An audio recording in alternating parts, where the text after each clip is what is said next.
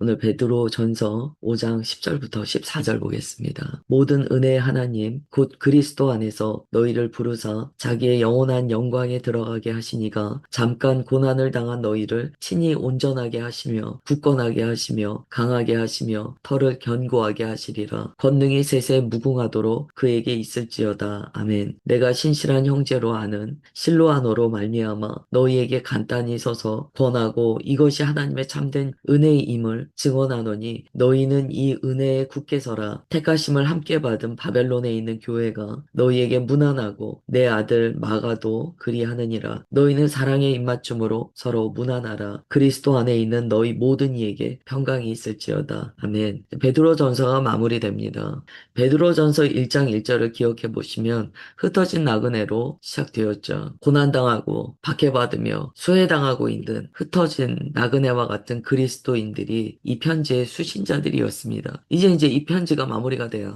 베드로전서의 마무리는 결국 어디에서 끝나는가? 모든 은혜의 하나님, 곧 그리스도 안에서 은혜의 하나님께로 나아가서 끝난다는 거예요. 사실 편지의 내용에는 고난에 관한 것이 많았습니다. 그러나 마무리는 고난이 아니에요. 은혜예요. 은혜의 하나님. 그러니까 우리가 바로 내 주변에 있는 것을 배경으로 볼 것인가, 아니면 전체적인 것을 배경으로 볼 것인가, 그걸 좀 생각해 봐야 되는 거예요. 내가 내 눈앞만 보면 지금의 현실은 고난인 것 같아요. 그런데 멀리서 바라보면 전체의 그림은 은혜라는 거죠. 바로 그 원근법이, 은혜의 원근법이 우리 가운데 있어야 합니다. 내 눈앞에 문제가 커 보일 때요, 잠시 멀리서 바라보는 게 중요하죠. 주님께서 지금 나의 삶을 통하여 무슨 역사를 베풀고 계신가, 어떠한 은혜의 자리로 나를 인도하고 계신가를 볼 수 있는 것이 그리스도인의 정말 능력입니다.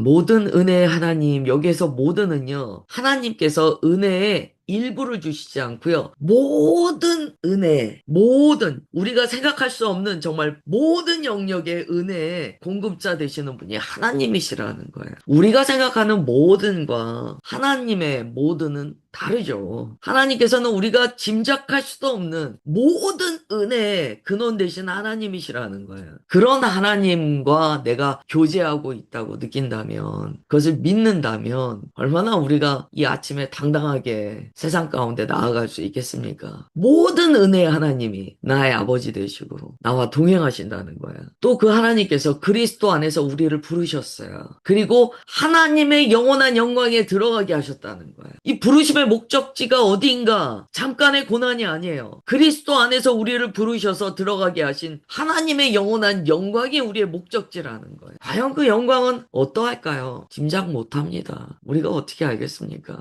모든 은혜의 하나님께서 우리를 인도하시는 그 목적지, 영원한 영광. 우리가 아무리 상상해도 그 이상인 거예요. 우리는 지금 나그네의 삶을 살고 있다라고 베드로전서는 이야기했습니다. 이 나그네의 삶을 끝내고 하나님께서 우리에게 주시기로 예정하신 그 목적지에 우리가 도달할 때, 그때 우리는 영광이 무엇인지 깨닫게 된다는 거예요. 이렇게 이야기하면서 네 가지 약속을 줍니다. 그게 이제 10절이에요. 잠깐 고난을 당한 너희를 첫 번째, 친히 온전하게 하시며, 주께서 우리를 온전하게 하시고, 두 번째, 굳건하게 하시며, 세 번째, 강하게 하시며, 네 번째, 털을 견고하게 하신다. 이 네 가지의 약속을 주세요. 지금 고난당하고 있는, 소외당하고 있는, 흩어진 나그네와 같은 그리스도인에게 네 가지의 약속을 주세요. 이것은 하나님께서 친히 주시는 약속이에요. 그러니 누구도 빼앗을 수 없는 거예요. 이 친이라는 단어가 얼마나 우리의 마음을 감격하게 합니까? 하나님께서 친히 주신다는 거예요. 첫 번째, 온전하게 하신다. 이게 이제 원래 뜻을 보시면은요, 뼈가 막 이렇게 어그러져 있고 부서져 있고 이런 것을요, 제자리에 맞춘다는 의미를 갖습니다. 여러분, 뼈가 부러지면 온몸이 얼마나 아플까요? 근데 그것을요, 다 껴 맞추는 것을 의미해요. 혹은 다 이렇게 터지고 찢어지고 이런 그물을요, 수선해서 온전하게 맞추는 것을 의미합니다. 여기서 온전하게 하신다는 것은요, 원래의 모습에서 벗어난 거예요. 원형에서 벗어난 것을요, 다시 그 모습으로 고쳐놓는 것을 의미하죠. 흩어져 있는 나그네는요, 때로 고난 때문에 때문에 자신들이 부서지고 무너지고 이런 것들을 경험했을 거예요. 그런데 하나님께서 그것을 모두 다 회복시키시고 온전하게 하신다는 거예요. 오늘 이 아침에 모든 은혜의 하나님, 곧 그리스도 안에서 우리를 부르신 하나님께서 우리를 온전하게 하심을 믿으며 아멘합니다. 주님께서 우리를 온전케 하세요. 그 다음에 두 번째, 굳건하게 하신다. 이 굳건하게 하신다는 것은요, 그 빌라델비아 교회가 성전의 기둥이 된다고 하잖아요. 어떻게 해야 기둥이 될 수 있습니까? 기반이 튼튼하지 않으면 기둥이 못 됩니다. 기둥은요, 건물을 버틸 정도로 자기가 든든히 서야 돼요. 즉 굳건하게 하신다는 것은요, 기반이 든든하고 기초가 튼튼하고 흔들리지 않도록 고정하여 온전히 세우는 것을 의미해요. 갈 때는 사정없이 흔들리죠. 그런데 이렇게 하나님 아버지로부터 굳건하게 세움을 받은 자는요, 흔들리지 않는다는 거예요. 누가복음 22장에 보면 예수님께서 베드로에게 이런 말씀을 하세요. 너는 돌이킨 후에 내 형제를 굳게 하라. 베드로가 이 말씀을 예수님께 받았잖아요. 너는 돌이킨 후에 내 형제를 굳게 하라. 이 굳게 한다는 게 지금 이 편지에 있는 굳건하게 하시며와 같은 단어입니다. 베드로는 주님께 사명을 받았어요. 너는 돌이켜서 형제를 굳게 하는 사명을 완수하라. 이 부르심을 받았어요. 그래서 그는 성도들을 향하여 이야기합니다. 하나님께서 여러분들을 굳건하게 하십니다. 자신이 주님으로부터 받은 것을 전달하게 되어 있어요. 어떻게 받지 않은 것을 전달합니까? 베드로가 예수 그리스도께 받은 모든 것들을요, 나눈다는 거예요. 그 다음에 세 번째, 강하게 하시며 라고 이야기합니다. 강하다는 건 뭘까요? 힘을 준다는 거예요. 이사야서 40장에 보면 여호와를 앙망하는 자는 새 힘을 얻는다. 오늘 이 아침에 주님께서 우리를 강하게 하시는 거예요. 여러분 삶에 고통이 있고 뭐 여러 가지 어려움, 고난이 있으면은요, 사람이 이렇게 소진됩니다. 사람이 힘이 없어져요. 그러나 믿는 자들은 주님께서 그 안에 힘을 넣어 주신다는 거예요.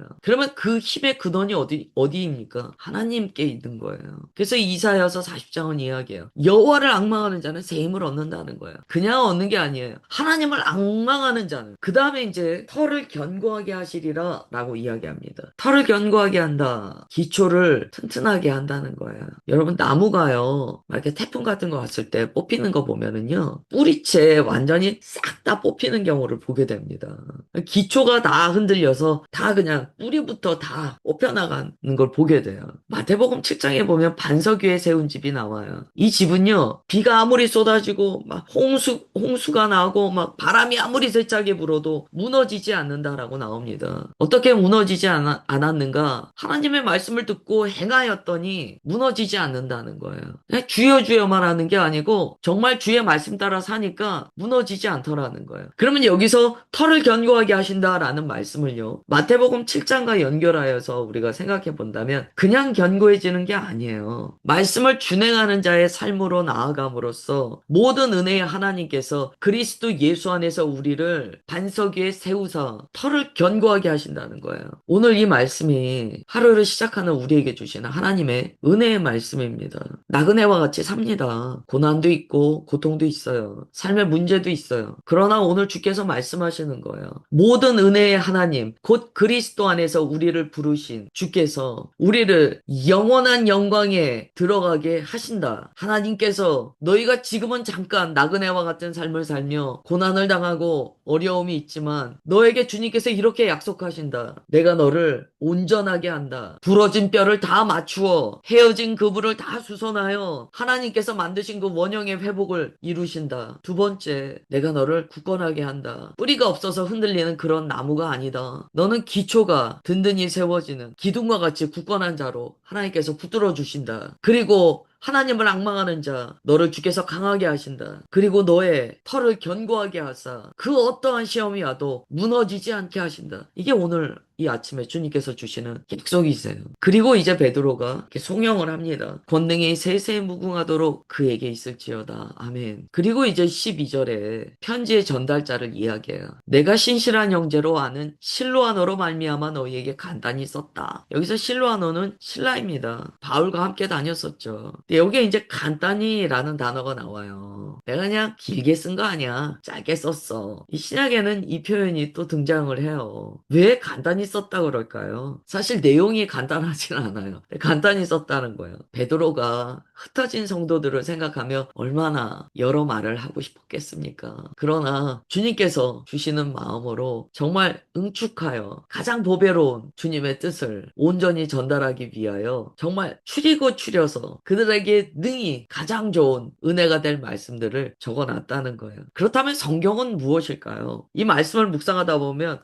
성경이 이렇게 간단히라는 단어와 같이 주께서 우리에게 얼마나 많은 하실 말씀이 있으시겠어요. 그러나 간단히 하나님의 종도를 감동하여 적게 하신 것 아니겠습니까? 우리는 간단히 적혀 있는 성경이 우리 가운데 있는 거예요. 그러면 이 성경을 누가 풀어주십니까? 우리가 주를 앙망함으로 주의 말씀을 묵상할 때 성령께서 이 간단히 기록된 성경 말씀에 숨겨져 있는 많은 그 보배로운 진리와 하나님의 생명을 우리 가운데 풀어주시고 부어주신다는 거죠. 그리고 13절에 보면 택하심을 함께 받은 바벨론에 있는 교회가 너희에게 문안한다. 내 아들 마가도 그러한다. 라고 이야기해요. 바벨론은 이제 로마를 가리킵니다. 로마를 바벨론이라고 불렀을 것이다. 라고 이거는 거의 다 동일하게 생각을 해요. 로마가 왜 바벨론일까요? 결국 세상의 심장부다. 라는 표현이에요. 가장 치열한 세상의 심장부에서 예수 그리스도를 섬기는 교회가 너희들에게 편지한 것이다. 흩어진 나그네와 같은 삶을 사는 성도들과 세상의 심장부라는 바벨론과 같은 로마에서 신앙생활을 하는 성도들이 서로 편지를 통하여 소통하는 거예요. 공감할 수 있겠죠. 베드로가 마가를 언급합니다. 이것도 우리가 잘 묵상해야 되는 내용인데요. 마가는 마가복음을 기록했죠. 그러나 바울과 선교 여행을 할 때 보면 마가는 조금 미숙한 면이 있지 않았나 라고 생각할 정도로 어쨌든 중간에 돌아가게 돼요. 그리고 그것 때문에 바울과 베드로가 분란이 일어나게 됩니다. 근데 베드로가 마가를 나의 아들이라고 불러요. 베드로와 마가의 관계는 참 특별합니다. 하나님께서 이 연약하고 흔들리는 마가를요, 베드로를 통하여 붙들어 주셨어요. 그래서 마가복음은요, 짐작하기로는 베드로의 증언에 의해서 많이 쓰여졌을 것이다라고 봅니다. 그런데 우리가 마가복음을 읽을 때 느끼는 게 있어요. 마가가 베드로를 자기 아버지처럼 생각했을 거거든요. 영적인 스승이죠. 그러나 마가복음에는요, 베드로의 너무나 인간적인 모습들이요, 적나라하게 기록되어 있습니다. 우리가 전에도 마가복음 나눌 때 이 말씀을 나눴어요. 어떻게 마가가 베드로의 이런 수치스러운 모습까지 낱낱이 기록했을까? 어떻게 기록했을까요? 첫 번째, 베드로가 자기의 모든 넘어짐을 마가에게 솔직하게 가감없이 이야기했다는 거죠. 예수 그리스도의 영광을 위하여. 두 번째, 그것을 모두 기록하게 했다는 거예요. 예수님의 영광을 위하여. 우리가 정말 하나님의 백성으로 거듭나면은요, 주님께서 이전 것은 지나갔으니 보라 새 것이 되었도다라고 말씀합니다. 여기에서 이전 것이라는 것은 겉사람과 연결된 모든 것이에요. 뭐 삶의 이력이든지 배경이든지 그런 모든 것들로부터 우리는 거듭나게 돼요. 새 삶을 얻게 돼요. 그러니 내가 육신적으로 생각하고 말하고 육신에 묶여 있어서 또한 나의 어리석음 때문에 무너지고 넘어지고 했던 것들이요, 창피할 일이 없는 거예요. 나의 약함이 오히려 자랑이 되는 거예요. 나의 무너짐이 오히려 그리스도께 영광이 되는 거예요. 그래서 베드로가 마가한테 자기의 비루함을 그대로 가장 사실적으로 세밀하게 이야기하지 않았겠습니까? 이야기하고 그것을 능히 기록하도록 권면했을 거라는 거예요. 그 베드로가 이야기합니다. 내 아들 마가도 너희들에게 문안한다. 그 아들 마가가 베드로에게 예수님에 관한 모든 말씀을 받고 가르침을 받고 마가복음을 쓰게 된 거예요. 이제 14절 마지막에 이렇게 이야기합니다. 너희는 사랑의 입맞춤으로 서로 문안하라. 그리스도 안에 있는 너희 모든 이에게 평강이 있을지어다. 평강으로 베드로 전서 이 편지가 이제 마무리됩니다. 이제 그 다음에 이제 베드로 후서로 가는데요. 우리가 베드로 후서는 내일 보도록 하죠. 오늘 베드로전서 한번 다시 읽어보셨으면 좋겠어요. 무엇으로 시작해서 무엇으로 마치는가? 이 편지에 나타난 예수 그리스도의 족적은 무엇인가? 보혈의 발자국은 무엇인가? 주께서 베드로전서를 통하여 내게 무엇라 말씀하시는가? 간단히 쓰여진 편지를 성령 하나님께서는 내게 어떻게 풍성하게 생명의 양식을 먹이시고 풀어주시는가? 경험하시면 읽으시면 좋겠습니다. 오늘 뭐 바쁘시겠지만 베드로전서 처음부터 끝까지 한번 읽으시기를 권면드립니다. 기도하겠습니다. 하나님 아버지, 흩어져 있는 나그네, 고난 가운데 있는 백성들, 이 땅에